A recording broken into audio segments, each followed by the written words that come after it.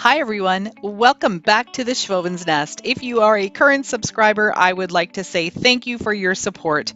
If you are new to my channel, I do budget-friendly home decor, looks for less, and lots of trash to treasure makeovers. I'm so glad you could join me. I would love for you to hit that red subscribe button, like my videos, comment, and share them with your friends. Let's get straight into the video. I picked up this wooden sleigh at the thrift store for $4.99. It's in pretty good shape. I will have to tighten up a couple of things on it, but other than that, I'm just going to give it a good cleaning, take off any residue from the sticker, and get to work. The most important thing to any project is the preparation.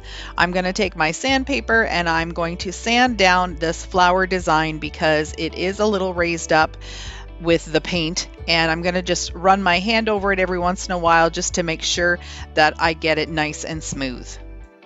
Once I'm done sanding, I just like to use a rag to wipe off any of the dust, and while I'm doing that, I'm going to clean it up a little bit too. The rope hanger is fairly sturdy and I'm going to reuse it, but I want to take it off while I'm painting. So instead of cutting it, because I'm not quite sure what length I'm going to need, I'm just taking a pair of needle nose pliers to help me work that rope apart. One of the side rails on this sled was loose, and as you can see, it's actually popped out there. So I'm taking my Weld Bond glue and I'm going to put a good amount over the dowel portion of it and just push it back into place and then let it set to dry.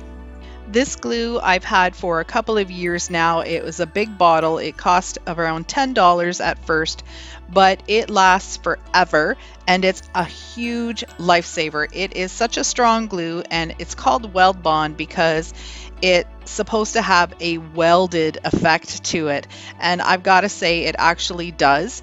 It holds plastic, ceramic, glass, wood, you name it, this glue does it all. Using my favorite Rust-Oleum chalk paint, I'm going to use the color of Chiffon Cream, which is kind of like an off-white creamy color, to do the interior of the sleigh.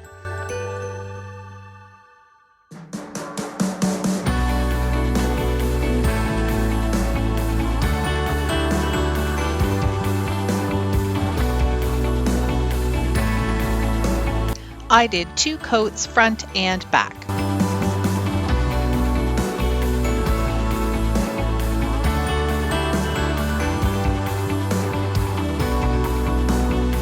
None of my projects would be complete without me using some sandpaper to distress. So what I'm going to do is use some coarse grit sandpaper and just sand around the raised edges and around some of the corners. Once I'm finished with that, I'm going to take the cloth again and just wipe it down.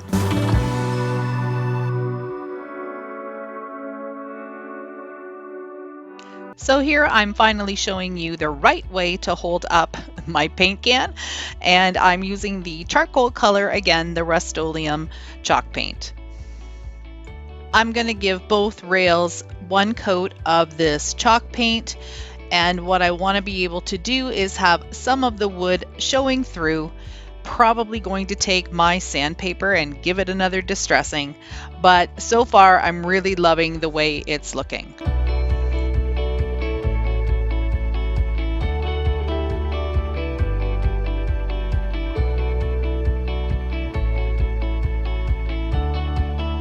Usually when I'm doing sanding, I use a coarse grit sandpaper, and my apologies for the camera bouncing around as I'm doing the sanding.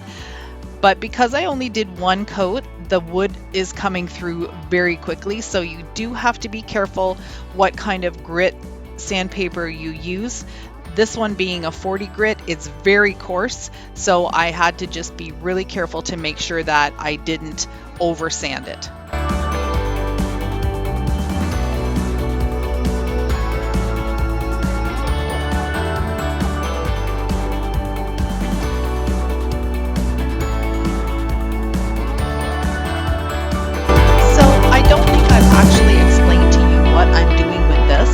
I am making this into a cup holder. So I've gotten these hooks from my local hardware store. They were $2.99 for a pack of 2, which is a pretty good buy. I did look at the dollar stores and Dollar Tree, but they didn't have something sturdy enough for me, and I needed to have it screwed in because, of course, coffee mugs are quite heavy. I'm going to figure out the placement of the hooks, and then I'll use a pencil to mark off where they're going to be, and then I'll use the provided screws to attach it to the wood.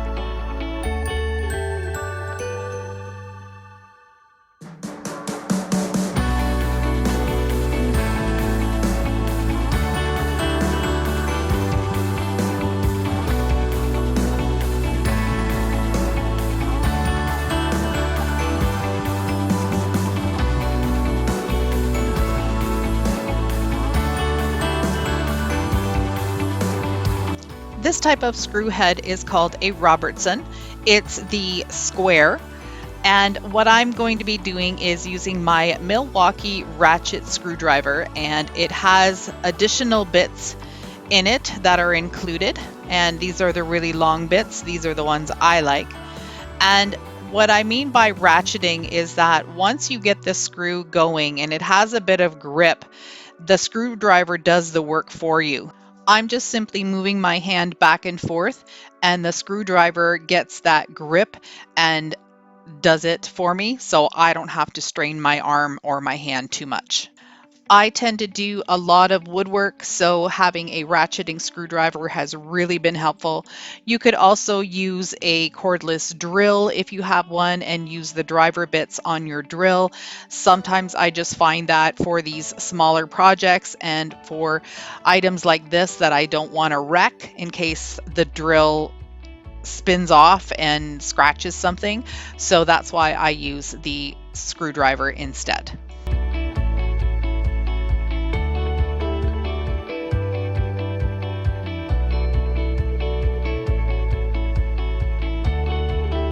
Putting the rope hanger back on, I noticed that the one end is unraveled, so I'm going to just use a piece of Scotch tape to hold it in place and help me get it through the hole.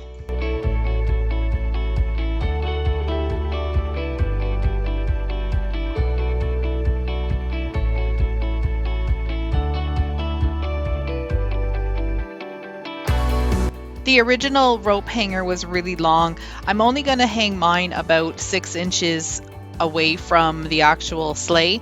So I'll be trimming that piece of rope and tying off a new knot.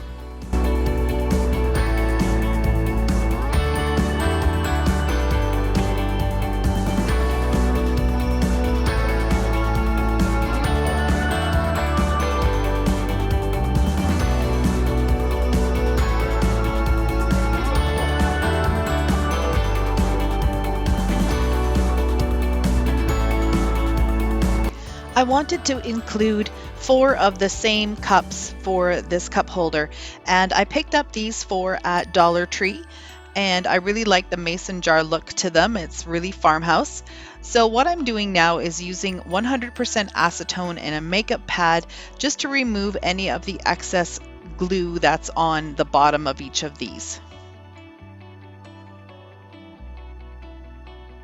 If you've watched any of my other videos, you will know that I love using these Craft Smart oil-based paint pens. They come in a variety of different colors. I right now have black, white, and red. And of course, the red I've been using for some of my Christmas projects, but I usually just stick to black and occasionally white. I'm going to do 2 cups with this type of font, and then I'm going to do the other 2 cups with a Ray Dunn inspired font.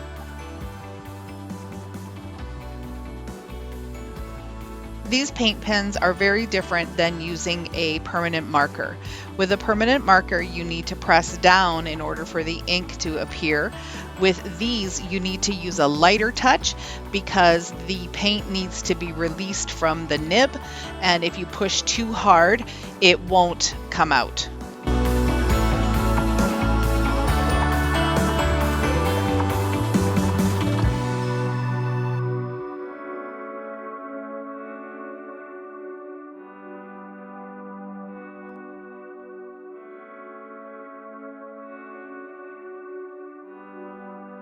Another thing that I really love about these pens is that if you make a mistake and you're doing something on glass or metal or anything like that, you can again use the 100% acetone and just simply wipe it off. It's that easy, that simple. So don't worry about making errors if you don't like something. So for example, I didn't like the way this word coffee turned out. I just removed it and I'm going to start over. Wow, I can't believe how adorable this turned out. I really love it, and it's going to look fantastic on my coffee bar.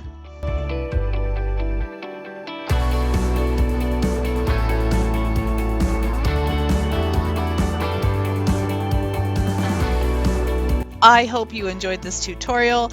If you did, please give me a thumbs up, subscribe to my channel, and click the bell to get notified when I upload new videos. Thanks for watching.